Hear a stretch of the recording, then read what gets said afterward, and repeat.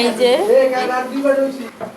এই যে বাঁশপাতা চাবা, এটা হলো শুটকা, মানে শুটকিটা, মানে ভিজাটা না, শুকনাটা। আর শুকনা মরিচ, রসুন, আদা, আর এখানে হলো আনামটা দেবো। রসুন এটা নিছি, চিল্লা নিছি, আর এই যে পেঁয়াজটা চিল্লা নিছি। এখানে এই যে বাইটটা নেব, এই যে তেল আর হইলো পেঁয়াজ একটু ভাজা দিয়ে নিই, তারপরে মশলাটা দেব। এই যে সব মশলাটা মিলে একসাথে বাইটটা নিছি।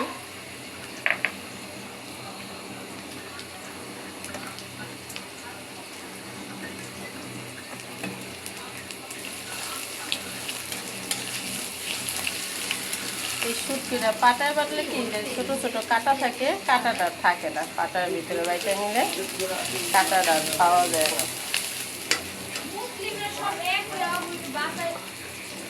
হলুদ ফাঁকি আর হলো লবণ, আর সব দিলাম বাইটা।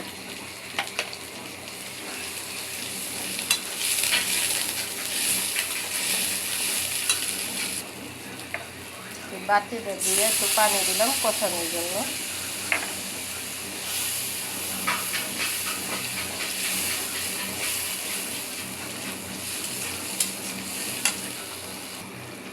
যে কষানো হয়ে গেছে, এখন আমি একটু পানি দিয়ে দেবো।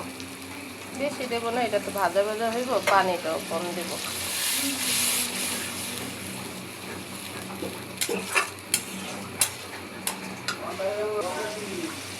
এই যে কাঁচামরিচ আর রসুন,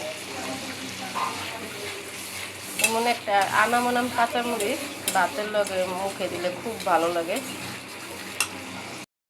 এই যে দেন শুটকিটা এরকম আনাম রসুন আর এই শুটকিটা দেন একদম ভাজা ভাজা হয়েছে, একটু পানি নেই, এরকমভাবে শুটকি বাগা দিলে ভালো লাগে। আমি এখন এটা নইছে নামাই নেব। এই যে পান্তা ভাত, এখানে আছে আলু ভর্তা, আর হইলো এটা হইলো চিংড়ি মাছের বড়া, চিংড়ি মাছ করলা ভাজি, শুকনা মরিচ, আর যে শুটকিটা রান্না করছি, এই যে শুটকিটা দেখুন। আমি পানির ভিতরে পানি ভাতটা নিয়েছি, তার জন্য আলাদা নিছি। পানি ভাতের ভিতরে নিলে এই বড়াটা যে মশমশা ভাবটা এটা নষ্ট হয়ে যাব। দেখুন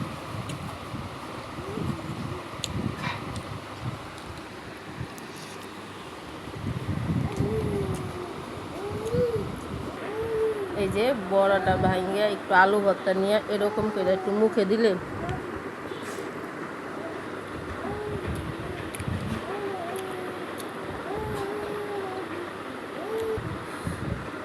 এই যে শুটকি, এই যে রসুন, আলু ভর্তা,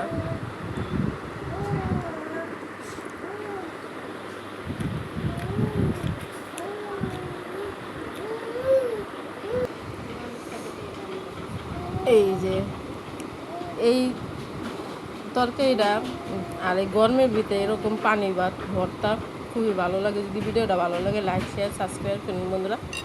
আল্লাহ হাফেজ।